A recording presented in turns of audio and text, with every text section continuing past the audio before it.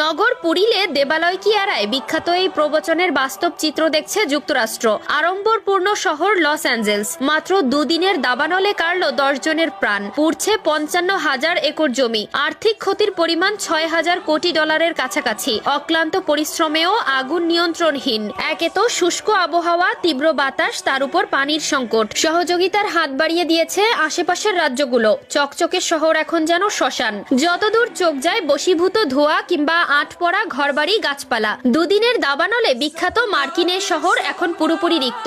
আগুনে পুড়ছে প্রায় 55,000 একর জমির উপরে থাকা 15,000 অবকাঠামো। একে বড় ধাক্কা বলছে ইন্স্যুরেন্স কোম্পানিগুলো। আশঙ্কা গুনতে হবে $800 কোটি বা তার চেয়েও বেশি। দুর্যোগের মুহূর্তেও ঘটছে লুটপাট। আটক করা হয়েছে 20 জনকে। কারফিউ জারির কথা ভাবছে কর্তৃপক্ষ।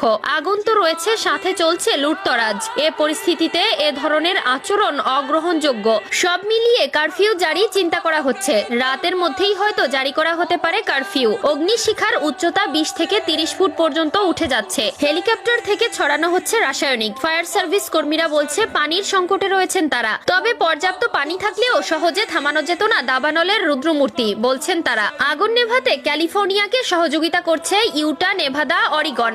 সহযোগিতার হাত বাড়িয়েছে অস্ট্রেলিয়া। ক্ষতিগ্রস্তদের পুনরুদ্ধার ও পুনর্বাসনের আগামী 6 মাসের সব খরচ বহন করবে সরকার। আশ্বাস প্রেসিডেন্টের। দাবানলের উদ্ধার কাজের সব খরচ সরকার বহন করবে। ধ্বংসাবশেষ সরানো ও অস্থায়ী আশ্রয় কেন্দ্র তৈরি সহ জীবন ও সম্পদ রক্ষায় সবকিছু অন্তর্ভুক্ত হবে।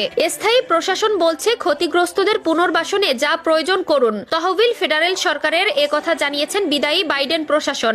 দাবানলের আগুনের তাণ্ডবে এক কাপড়ে রাস্তায় নামছে সেখানকার হাজারো বাসিন্দা। ক্যালিফোর্নিয়ার দাবানলে রাতারাতি আগুনে পুড়ে গেছে প্যারিস হিলটন সহ হলিউড তারকাদের বিশাল বহুল ঘরবাড়ি। ক্যালিফোর্নিয়ার লস অ্যাঞ্জেলেসে ছড়িয়ে পড়েছে নজিরবিহীন দাবানল। জানুয়ারির শুরুতেই এমন দাবানলের জন্য মোটেও প্রস্তুত ছিল না জাঁকজমকপূর্ণ এই অঞ্চলটির বাসিন্দারা। মাত্রই কাটিয়ে আসা ক্রিসমাসের আনন্দে বিভোর ছিল শহরগুলো। এর মধ্যেই রাতারাতি দাবানলের তাণ্ডব বাসিন্দাদের মধ্যে নিয়ে আসে দুঃস্বপ্ন। কয়েক ঘন্টার মধ্যে এক কাপড়ে রাস্তায় নেমে আসেন কয়েক লাখের বেশি বাসিন্দা। এরই মধ্যে একের পর এক প্রাণহানির খবর আসছে।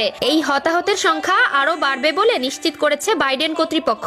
আগুন নেভানোর চেষ্টা করলেও অপ্রতিরোধ্য গতিতে এগোতে থাকা আগুনের কাছে কোনো কিছুই পাত্তা পাচ্ছে না।